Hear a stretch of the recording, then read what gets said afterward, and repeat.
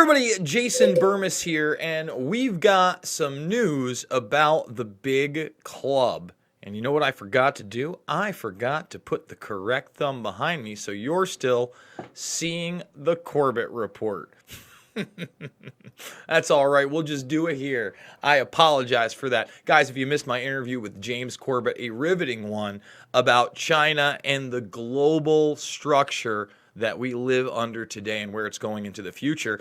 And I'd like to point out that future includes one of George Soros and Charles Koch teaming up to end U.S. forever war policy. Now, on the surface, this all sounds and looks oh so good, right? And we're going to read this article, by the way. And most of the tenets in it, I'm extremely for. However, I don't think that George Soros and Charles Koch are the ones to lead this fight, and I certainly do not trust either one of them. But I want to talk about what this illustrates for a second. This illustrates the false paradigm of the left and the right. Okay, let me give you an example. If you listen to, say, NPR, you're going to hear a lot about how terrible the Koch brothers are. And in a lot of respects, that's true.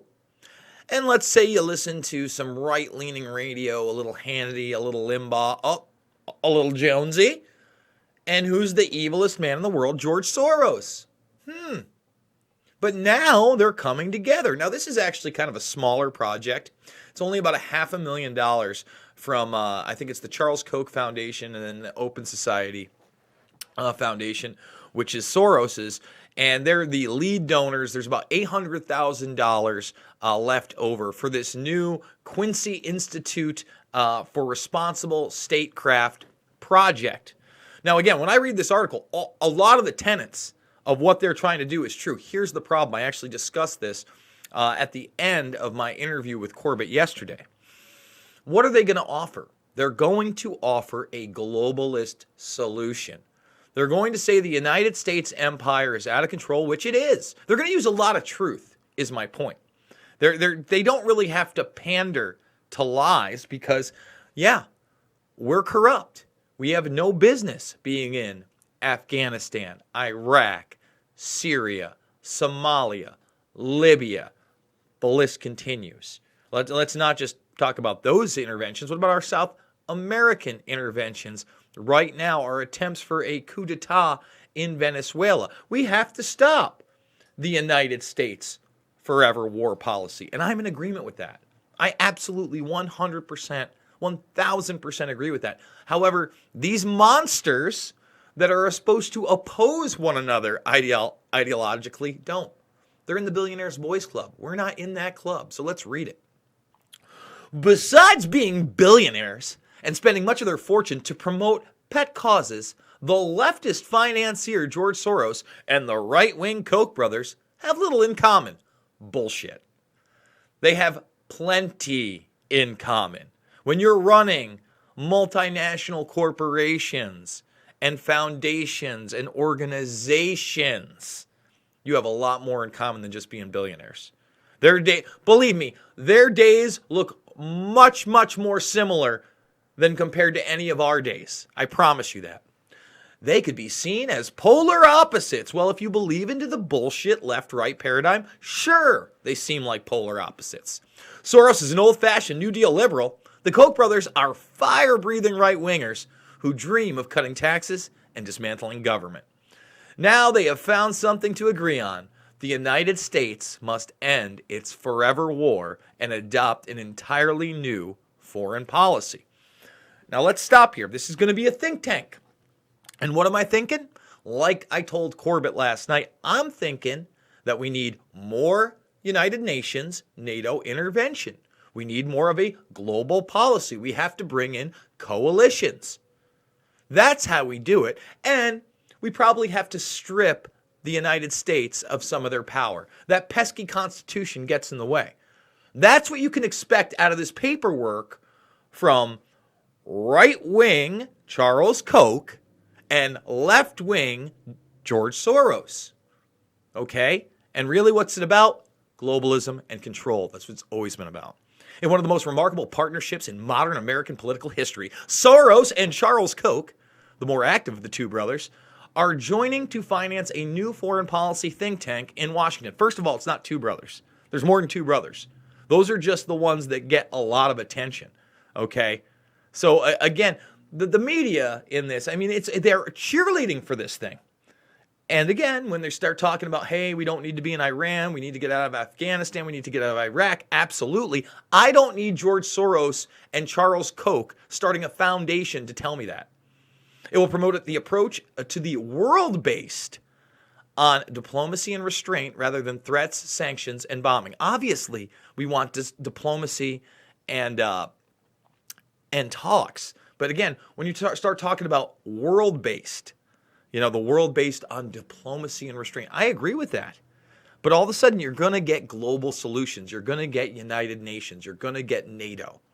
This is a radical notion in Washington where every major think tank promotes some variant of neocon militarism or liberal interventionalism. That's true. Soros and Koch are uniting to revive the fading vision of peaceable United States. I doubt that. The street cred they bring from both ends of the political spectrum, along with the money they are providing, will make this new think tank an off-pitch voice for statesmen amid Washington chorus that promotes brinksmanship. No, it's going to promote globalism. And again, if this doesn't explain to you that left and right mean nothing, they are side issues and distractions to divide us. That's why I do this thing.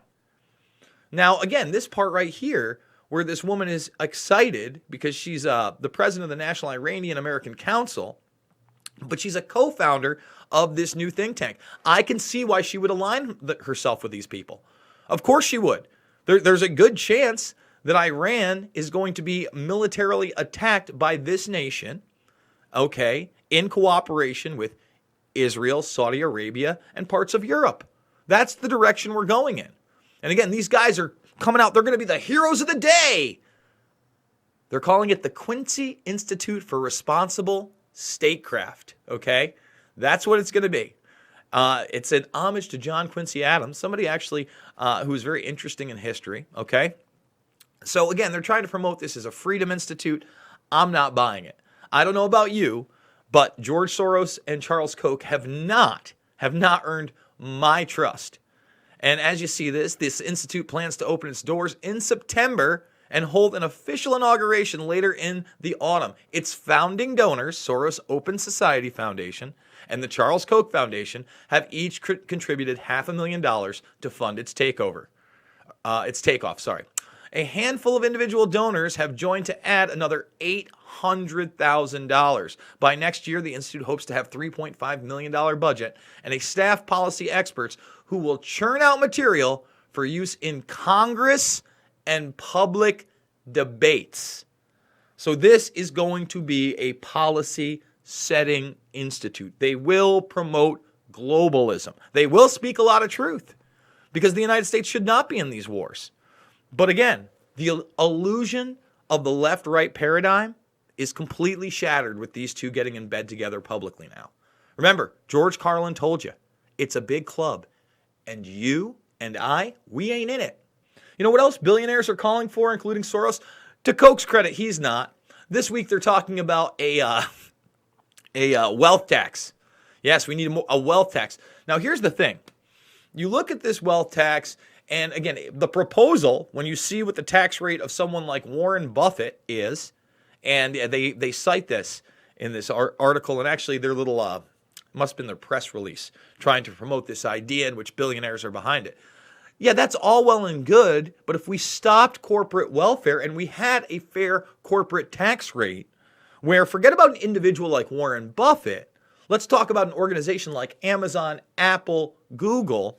If they were paying more than, 0 in fucking taxes, if they were paying that 25%, how about 30%, or maybe even 40% rate that some of us endure, some of us, the people that work 40 to 60 hours a week to try to make a living wage and have a home and a car and provide for our family, the wage we pay taxes on, If we just had that, that would be enough. Why do we need a wealth tax? We need to end these loopholes for monsters like Soros and Koch, who are telling you that they're teaming up to save the world. They're going to save it. Guys, I'm doing 3, 4, 5, 6, 7 videos a day sometimes. I'm pretty sure we pumped out 6 yesterday, had Robbie Martin on, had James Corbett on. We talked Trump, North Korea, Nexium, Disney abuse of children. You got to check that one up. They're trying to hold that one back. Please check that one out. If you're not subscribed, you enjoy this material, now's the time to join the Burmese Brigade. Thumb this out, share it on social media, and ring that bell for notifications. Guys, I'm doing a GoFundMe.